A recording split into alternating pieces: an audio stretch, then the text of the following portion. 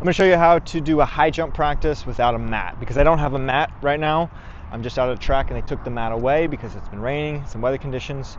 So this is the actual practice I did today. I'm going to show you the exact same thing. So it's an approach day, so we're going to be literally focusing on the run up. So the first thing I did is I had an athlete come down. Now I've got a nice white line drawn right here. If you don't have a white line already out here, you can use a measuring tape and just pull the measuring tape long, or you can use chalk and just make a nice long striped line. So I've got an athlete come out here. The first thing we're going to work on is just start counting our steps. Now this was an athlete who was having trouble with when they come into their curve, all right? So I've got this athlete right now on an 8-step approach. So they're a left-footed jumper. So they're going to go 1, 2, 3, 4, 5, 6, 7, 8. So 8 total steps. So what I had the athlete do first is stand on the white line with their right foot. Remember, they're a left-footed jumper. So if they're a right-footed jumper, they're going to stand on the line with their left foot. So back. Right foot's on the line because I'm a left-footed jumper. Lean back, and I'm going to have them count only their right steps. So 1, 2, 3, 4, 5, 6, 7, 8. Okay, they're counting it. They get comfortable counting it. Once they're comfortable counting the line, I'm going to say, okay, now I want you to do 4 rights and jump. So back, 1, 2, 3, 4, jump. All right, then I'm going to say, okay, now we want you to do 3 rights and jump. So they're going to do this, 3 rights and jump. 1, 2, 3, jump. Mess it up a little bit, going back. But I get them comfortable with that, right?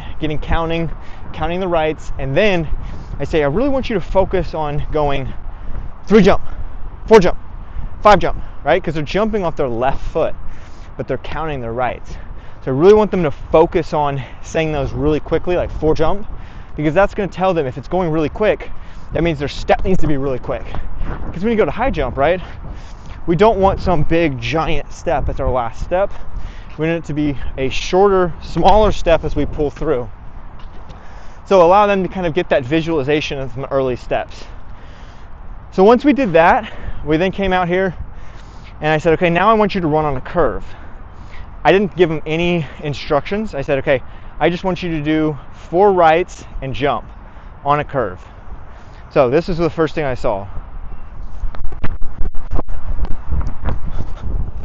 I don't know if I even took as many steps, right? But I saw coming out right on the side of the line, coming left on the side of the line, all over the place. I said, okay, now here's your coaching cue, okay? Your right foot needs to step on the white line until your 3rd right. So they're here, and you're gonna go 1, 2, 3, all on the white line, and then you step off 4 jump. So it's gonna look like this. 1, 2, 3, 4 jump. So we count 3 and then 4 jump. So 3 on the white line and initiate. Now the reason I have them do this in a straight line, as an athlete progresses and gets older, we start to lean and initiate that curve earlier in their approach. Some athletes do it as early as their 2nd step or the 3rd. But when an athlete's still learning, you want them to initiate a little bit later because they can build up a little bit more speed and not spend so much time in the curve. Because the biggest pitfall or tendency that athletes tend to do is they start their approach and then they just come straight in towards the line. So if these cones are my bar, imagine those cones are my high jump bar, and I'm gonna come in like this. If they start curling too early, you tend to have this, where they just come straight in and they either jump like this or they come in and then they get up too flat and then they just have to dive across. What I've got them doing over here on this white line is initiating on 3 rights, and they're only going to spend a little bit of amount of time in the curve. So it's going to be 3 rights, 4 jump. So here's what it looks like. 1, 2, 3, 4 jump. So I have them do that a few times. Now, the first time I have them just do it and I don't give any feedback. I say, okay, good, do it again. The second time, what I'm looking for is this. Are they going, and You can have them walk it out too, because walking will allow them to kind of have that muscle memory. 1, 2, 3, 4, jump. What I'm looking for is, are they stepping with their right foot on this white line? 1, 2, 3, and then stepping off, 4, jump. If a tendency you seem to see happen, 1, 2, 3, when they initiate that curve, they'll step out. It's not what we want. We want them to be initiating in that same line, but leaning in. So what I'll coach them is, okay, now what we're going to do is go 1, 2, and I start leaning. What I'm going to do is I'm going to turn my chest inward and start leaning on my leg that comes down between 2 and 3 rights. So I'm here and I'm going 1, 2, 3. So I've already started leaning. I've already turned my chest at that left leg between my second and third right. So then I'll have them do this. 1, 2, 3, 4, jump. Doing that allows them to initiate the curve without stepping outward out of the line. Because if you step out, it's going to push you in a straight line. I want them to curve so they can gradually take that trajectory coming into the approach. All right, so once they did that, they got comfortable with it. I can say, go do it and fast, and now actually give me a jump with it. So out here, 1, 2, 3, 4, jump. 3, jump. Cool, nice and easy. Once they got comfortable doing that, then we came over here.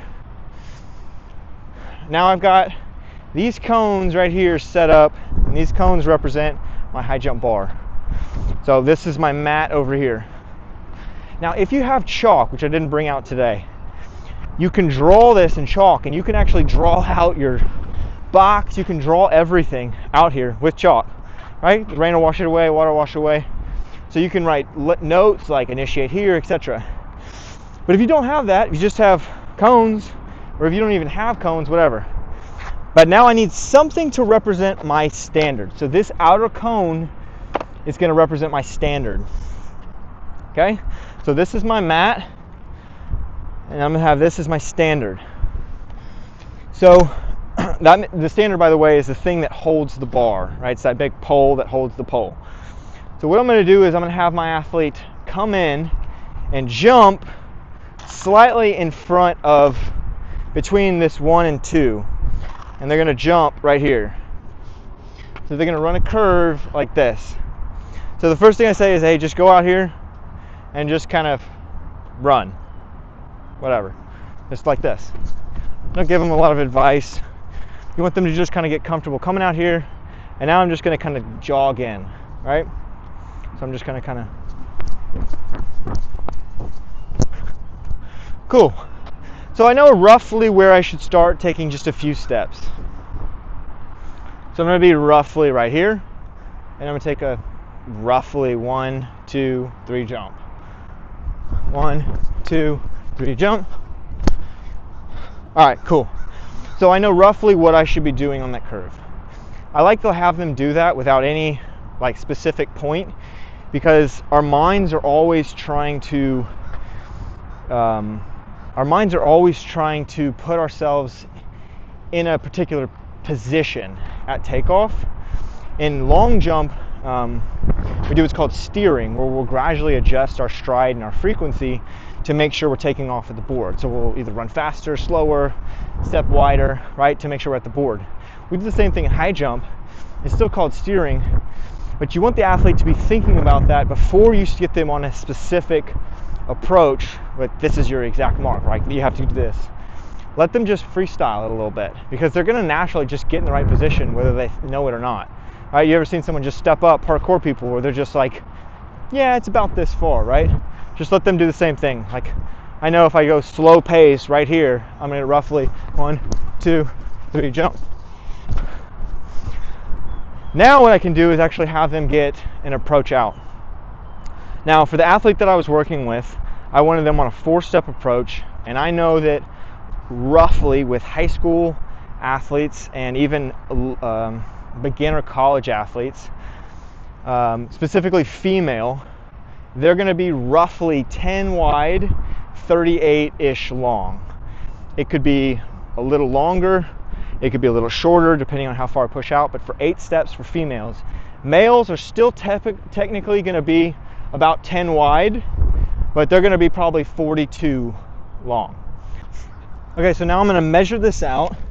So I'm just going to take my measuring tape. If I had a friend, I would put the very tip of this right here, which would be where the standard is. This is the thing that holds the bar. If I don't have a friend, if I'm here by myself, I'm just going to take my measuring tape, put it flat side down. I'm just going to pull it out wide. And then I'm going to pull it back to 10 feet. And that's where I go.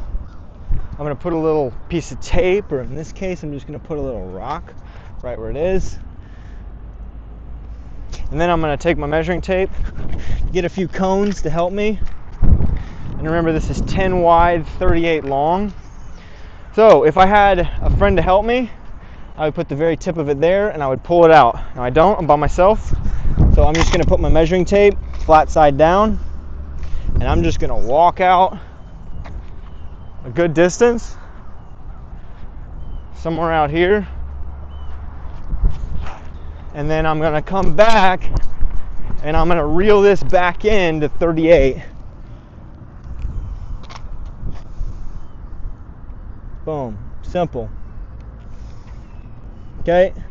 Now what I'm going to do is I'm going to go through and take my cone and put my cone right here. Then we'll have my athlete test it out. So it's going to be 1, 2, 3, 4, jump. So count my right steps. Go 1, 2, 3, 4, jump. Boom. Looks good. Okay, that's a good spot. Now what I'm gonna have my athlete do. Now, if I didn't have wind, I could leave this measuring tape. What I like to do is I like to take a piece of chalk and draw a line right here. Because remember, they're gonna put a piece of tape right here, and that's where they're gonna start from. So I want to think about them every time their right foot touches the ground, touching the ground on that straight line. Problem is the wind's going to blow this, and if I have spikes, I can step on it and break. I don't have a lot of options right now, but if I had just the line of chalk, that's great. So my right foot's going to step on it. 1, 2, 3, and then I'm going to go 4, jump. 1, 2, 3, 4, jump. Okay, then what I'm going to do, see the wind's already blowing it. I'm just going to reel it in. Reel this in. That's a good reel. Okay.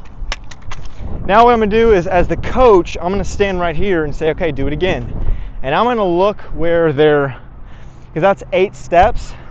I want also a 6th step. So I'm going to look for the next left, which is probably going to be somewhere right here.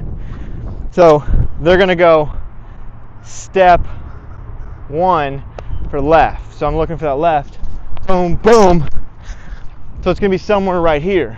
Now they would actually do the full approach, but because I'm by myself, I'm just giving a demonstration. So it's roughly around right here. So now I say, okay, go test it out. So we're going to do 1, 2, 3, jump.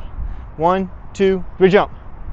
So they're only going to go 2 rights straight and curve for the 3rd. So 1, 2, 3, jump.